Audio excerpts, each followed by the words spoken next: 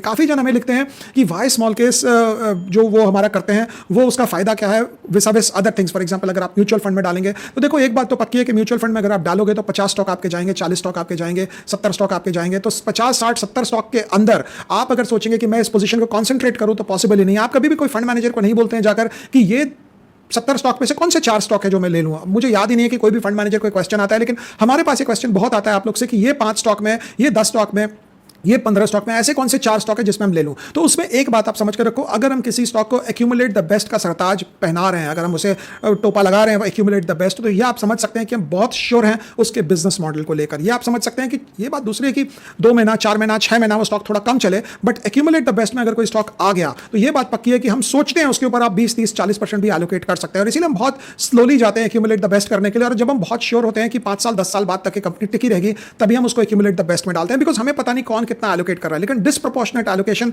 जब भी ठीक होता है जब आपको यह लग रहा हो कि बाजार के माहौल से यही 5 स्टॉक है जो ग्रो करेंगे और बाकी कोई ग्रो नहीं करेगा। अगर आपको लगता है 10 स्टॉक ग्रोथ मोड में है तो 10 स्टॉक का पोर्टफोलियो बनाएं। अगर आपको लगता है 2 ही स्टॉक ग्रो करेंगे तो आप 2 स्टॉक का ही पोर्टफोलियो बनाएं। और वो कॉन्टेक्स्ट इंपॉर्टेंट होता है, क्योंकि कई बार लोग बोलते हैं कितना पैसा डाल दूं मैं इस शेयर में। तो एक बात होती है कि हमारे स्मॉल केस के कोई स्टॉक्स है, हमारे पीएमएस में कोई स्टॉक है, हम वो सोचते ही नहीं है कि चलो यार इसको हम तेल की मिठाई की तरह यूज करेंगे, चलो इसको अचार की तरह यूज करेंगे। अगर आप रोटी और अचार खाएंगे पूरे 30 दिन तक तो आपका पेट में गड़बड़ हो जाएगी, अल्सर हो जाएगा। तो हमारे यहाँ अचार टाइप कोई भी स्टॉक नहीं होता है कि आप इतना सा ही लें, आधा % एलोकेशन कर लें, और जब वो 3 गुना होगा तो हम अपने पीपीटी में लगाएंगे we bought it here, we sold it there. Because वो अगर एनएवी को मूव नहीं कर रहा है, वो अगर ओवरऑल रिटर्न्स को हेल्प नहीं कर रहा है, तो क्या टाइम पास करना है उसको लेकर। बाकी काफी जगह मैं देखता हूं लोग आधा %, क्वार्टर %, 3/4%, मतलब 0.75, 0.25, 0.5, 1%, 1.5%, मतलब 3% अगर किसी ने लगा दिया तो फंड मैनेजर को परमवीर चक्र मिलना चाहिए। ऐसे होते हैं। बट हम नॉर्मली वही स्टॉक को डालते हैं जो हमें लगता है कि ये अगर आप लेंगे अपने पोर्टफोलियो में, it should make a meaningful difference. I don't think 4% से कम का कोई भी एलोकेशन कोई भी स्कीम में हमारे है। और उस कारण आपको 2 प्रॉब्लम होती है। एक प्रॉब्लम ये होती है कि अगर आप थोड़े से गड़बड़ा जाते हो, थोड़ा सा वो